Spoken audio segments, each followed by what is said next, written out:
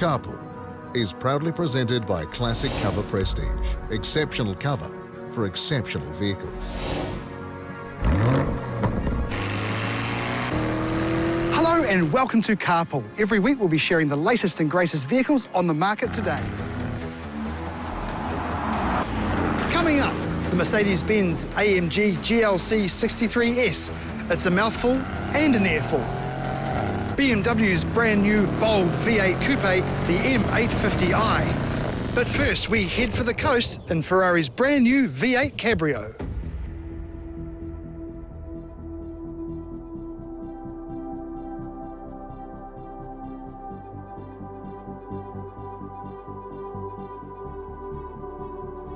The California has become the Portofino.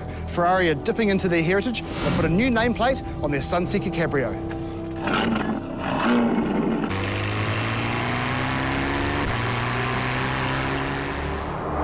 To the casual observer, Ferrari might seem like a bit of a one-trick prancing pony. Oh yeah, they make fast red sports cars, don't they? Well, yes, they do, and in colours other than red. But actually, their model range is many and varied. To many, they are the purveyors of the absolute finest mid-engine track weapons that money can buy. For others, it's the V12 GT all the way. And then to a further subset of buyers, a Ferrari convertible, well, that's a pretty good sign that life is going rather well.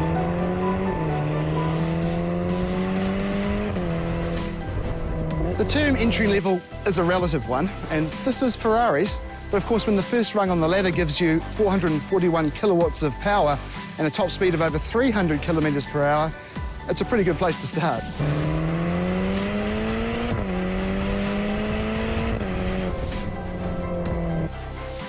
So the Ferrari Portofino's reason for being is straight above us, or actually it's not above us at all, it's in the boot. It's got a folding metal hardtop roof that you can deploy. It speeds up to about 40 kilometres per hour. Handy for those summer showers. You picked it right. This is a car that's built around elegance, the idea of elegance and lifestyle, and it's for cruising the boulevards and the coastal roads. It's not so much for finging around a track, but of course, being a Ferrari, it's got plenty of firepower under the bonnet.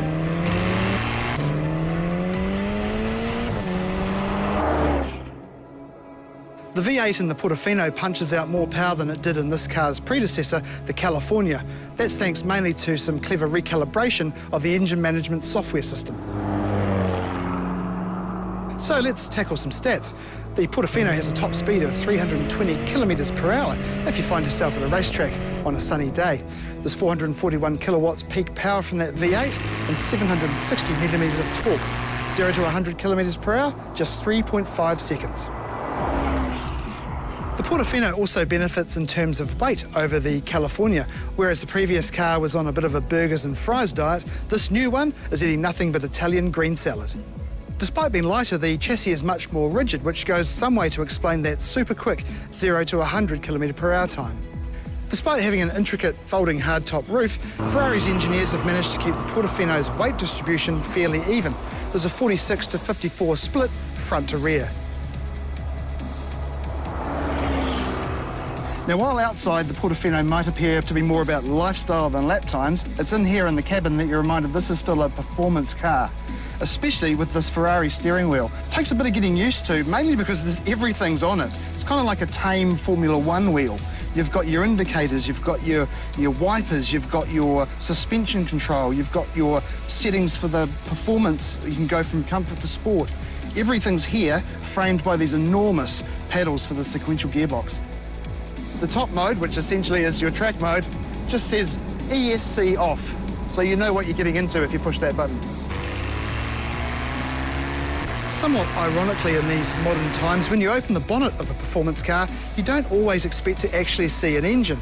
No, I'm not talking about alternative power. It's just the engine's usually covered by a large plastic cowling, which very much says, do not touch. Not so the Portofino, however. The analogue engineering that goes into building this car is evident from the moment you lift that bonnet. It's not on show in the same manner as Ferrari's mid-engine supercars with their glass partitions in the engine cover, but it is still there, tucked away, ready to be deployed whenever you need it.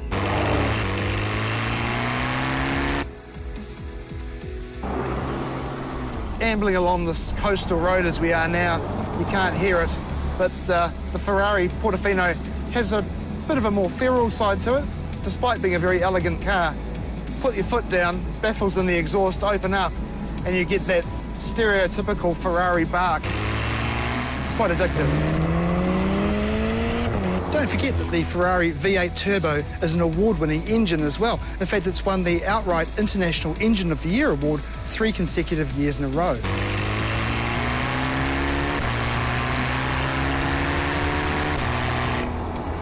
I can't actually decide whether I like the Portofino better with its roof up or down.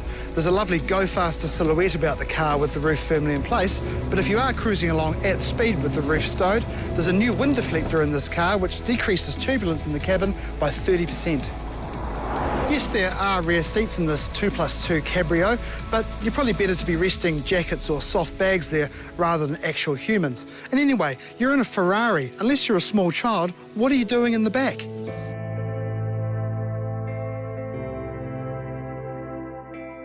The other thing that reminds you that this is a performance car through and through is the fantastic steering system in this car. It's just so pinpoint accurate. You almost take a wee while to get used to it. You sort of feel like you're oversteering and overcorrecting, but it's just that the wheels are going exactly, almost before you've even thought where you need to go, they're pointing in that direction. It's really, really impressive. A lot of this stuff doesn't really matter though. When you're driving a Ferrari, you're spending 80% of your time thinking, I'm driving a Ferrari. And the other 20% of the time, you're thinking up excuses why you can't take the car back quite as early as you said you would. There's nothing quite like driving a Ferrari, and I don't say that lightly. If you've grown up with one on your bedroom wall, getting inside and driving it for real is a very special experience. Sure, like the Italian village that it's named after, the Portofino is all about being seen. However, get away from the beachside promenade up into the hills, and this powerful cabrio delivers all the dynamic attributes you really are expecting of it. Classic Cover Prestige. Exceptional cover for exceptional vehicles. Available through approved brokers or contact the Classic Cover team direct.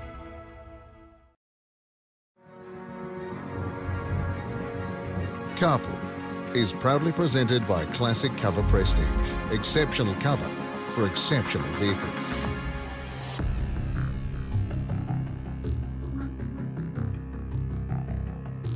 The Mercedes-AMG GLC 63S 4MATIC Plus. It is quite a mouthful, and it actually can be quite an earful too in the right mode. The thing is though, this particular Mercedes-Benz is quite possibly the sharpest weapon they have in their toolbox right now. And no, I'm not talking about the AMG part. You see, the crossover is king right now. What's a crossover? Think compact SUV, or if you like, medium wagon, but wearing hiking boots. In no time at all, the crossover has become the new face of the family car in almost every global market. And for Mercedes-Benz, the GLC is the absolute sweet spot. Want proof? Well, last year, the GLC outsold that perennial bastion of Mercedes-Benz passenger vehicle, the C-Class, for the very first time.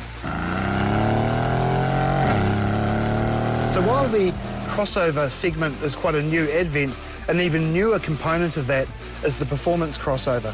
Didn't take premium car makers long to decide that actually we can probably make these things go pretty fast, hence the AMG version of the GLC. Now the AMG model is probably going to do quite well in New Zealand because on a global level we buy more of them than almost every other country in the world. That's right, Kiwis love AMG. In fact, in 2018, 1 in 5 Mercedes-Benz sold in the country had that nameplate on the boot. And more these days, that means AMGs shaped like SUVs.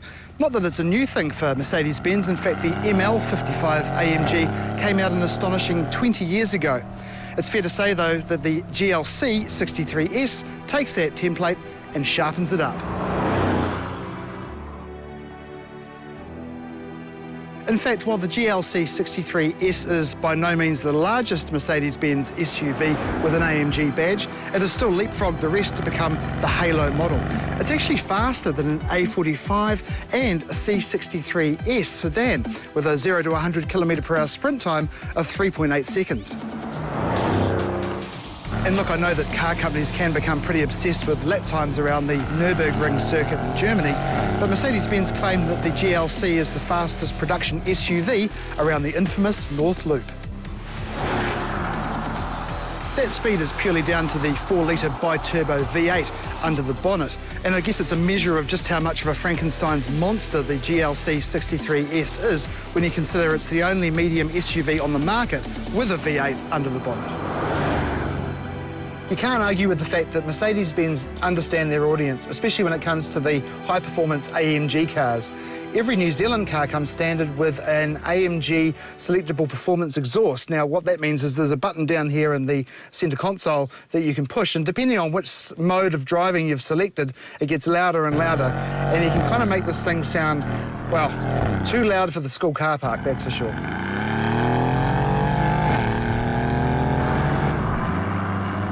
Another indicator of how important this car is to Mercedes-Benz is this. It's the Pan America grille, and aside from the GLC 63, the only other car to wear it is the absolute supreme AMG, the GT.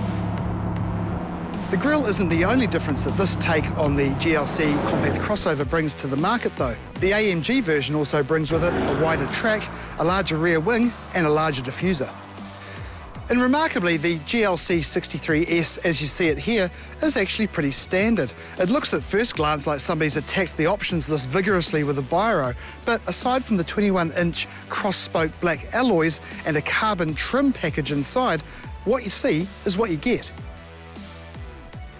What you get is fascinating. An AMG sports car, a proper blue blood AMG sports car with a 9-speed MCT transmission, but with a practical boot. A 375 kilowatt noise machine with an actual race launch mode, but with a practical ride height and lots of vision out so your kids don't get car sick in the back.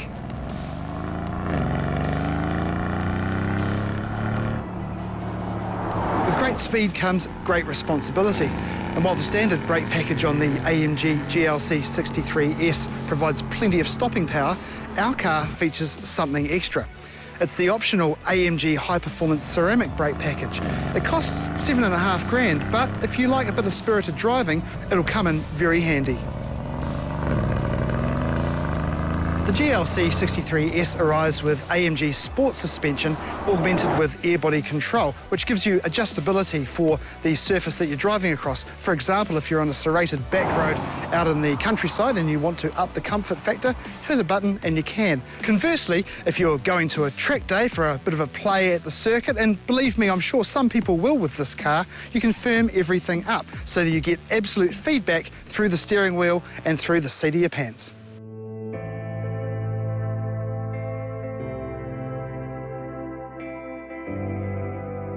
The phrase track day keeps reoccurring in my head when I'm thinking about this particular Mercedes-Benz, which is strange. We are talking about a compact crossover SUV after all. But it is fair to say the GLC 63S wears its performance heart on its sleeve. It does look perfectly at home in a suburban setting, but take it to a track or out on the open road, and it's like Mad Max is going on the school run. So, the Mercedes AMG GLC. Not so much a wolf in sheep's clothing as a wolf in wolf's clothing, wearing a hat with a wolf on it and a wolf mask.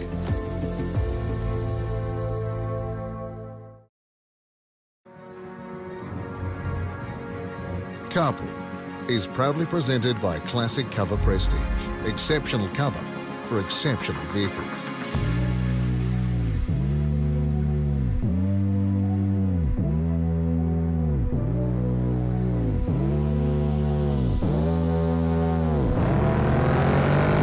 If you think of the BMW M4 and M5 as muscle cars, the German brand hasn't really had a sports car in its lineup for some time.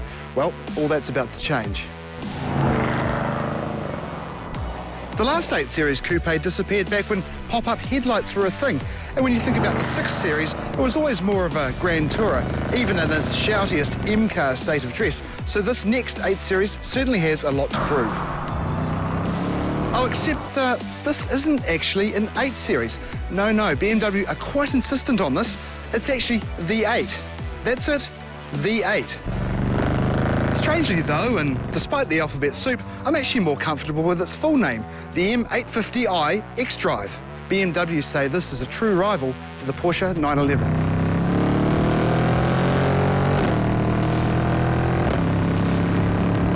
At first glance, you can't help but question this ideal. I mean, yes, it is long and low, but it's also probably more elegant than aggressive.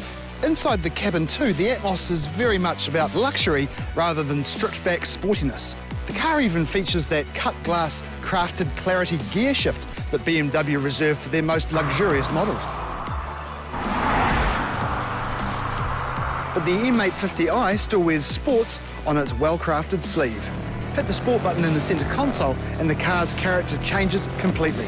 The exhaust crackles into life, the steering weights up, and the adaptive M suspension system firms the entire car up, utilising anti-roll stabilisation for when those roads get twisty.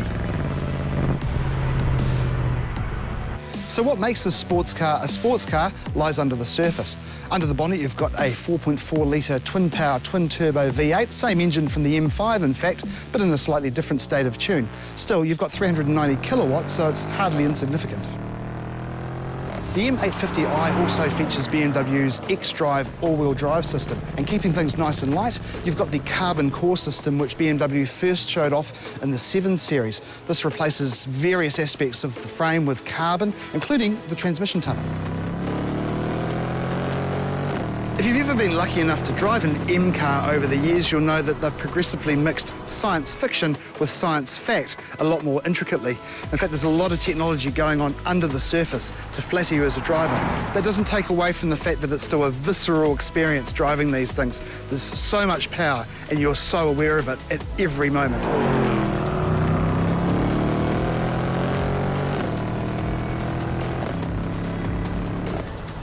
BMW are known for taking a little bit of a belt and braces approach to engineering, which of course is no bad thing, especially when you've got a sports coupe like this with something like xDrive. What is xDrive? It's actually the all-wheel drive system that underpins this car, and it means that when you're scrabbling around on a back road somewhere, you know that there's grip at every single corner. Okay, so there's plenty of go-faster science in the M850i's engineering. The stuff you can see and feel, though, remains all about luxury. The cabin is typical BMW, everything in its place, but with a premium feel. Inside you have BMW individual sports seats, an M Sport steering wheel, and there's even M stitching through the seat belts. Naturally, BMW has reserved their best entertainment system for the 8. There's a massive 12.3-inch touchscreen display, all the Bluetooth goodness you could ever hope for, and wireless phone charging. This particular car features the optional Bowers & Wilkins Diamond Surround sound system. It's worth a cool $8,250 more than the standard Harman Kardon system that comes with the car. But look, either way, you've got absolute home theatre quality hi-fi on the road.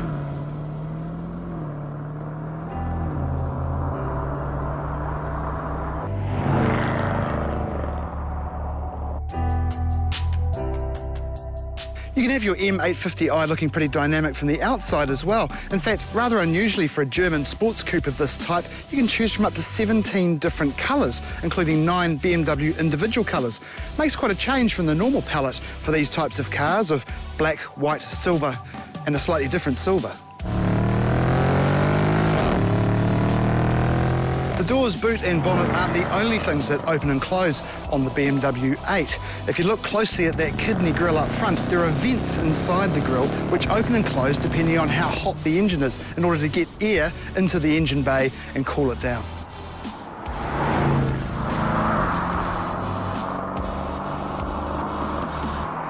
Being a 21st century sports car, the BMW 8 is also a very eco-conscious one. This car features an eco mode which will govern things like acceleration and pare back some of those more visceral elements in order to save on fuel. It's the sort of tech that BMW first debuted on their electric iCar range and has become a feature set of almost every other model they make. No, there isn't an electric version of the 8 as such, but there is the i8, which is a sibling to this vehicle and very much in the same character.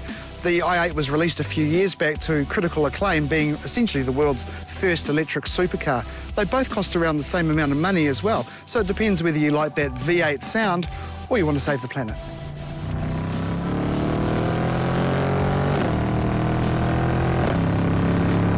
The more I look at this car, the more I like it. There's a real lineage between the M4 Coupe and this car. And speaking of M cars, yes, there will be an M8. It could be here before the end of the year, and it's rumoured to have around 480 kilowatts plus power.